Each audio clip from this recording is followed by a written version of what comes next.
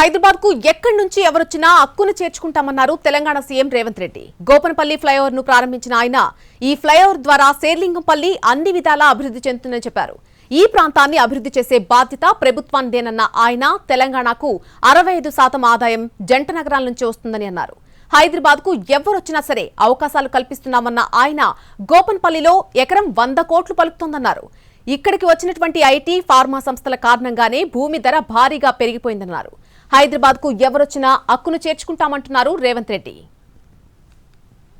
ప్రాంతంలో అభివృద్ధి కోసం అవసరమైన ఏ నిధులను ఆపకుండా పూర్తి స్థాయిలో ఎక్కడికక్కడ వేగంగా మీకు నిధులు ఇచ్చి ఈ ప్రాంతాన్ని అభివృద్ధి చేసే బాధ్యత ఈ ప్రభుత్వం తీసుకుంటుందని చెప్పి మీకు అందరికి తెలియజేస్తున్నా.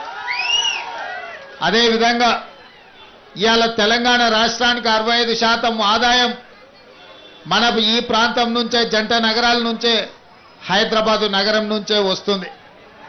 ఇతర జిల్లాలు, ఇతర రాష్ట్రాలు, ఇతర దేశాల నుంచి ఇక్కడ ఉద్యోగ ఉపాధి అవకాశాలకు లక్షలాది మంది వచ్చి ఈ ప్రాంతంలో స్థిర నివాసం ఏర్పరచుకుంటున్నారు అని అంటే ఈ ప్రాంతం ముఖ్యంగా ఎక్కడి నుంచి ఎవరు వచ్చినా హక్కును చేర్చుకొని ఉండడానికి, ఉద్యోగ ఉపాధి అవకాశాలు చేసుకోవడానికి మీరు సహకరిస్తున్నారు కాబట్టి ఈరోజు నగరం వేగంగా విస్తరిస్తున్నది. మన ప్రాంతంలో ఎక్కడి నుంచి ఎవరు వచ్చినా వాళ్ళకి ఇక్కడ అవసరమైన ఉద్యోగ ఉపాధి అవకాశాలు మన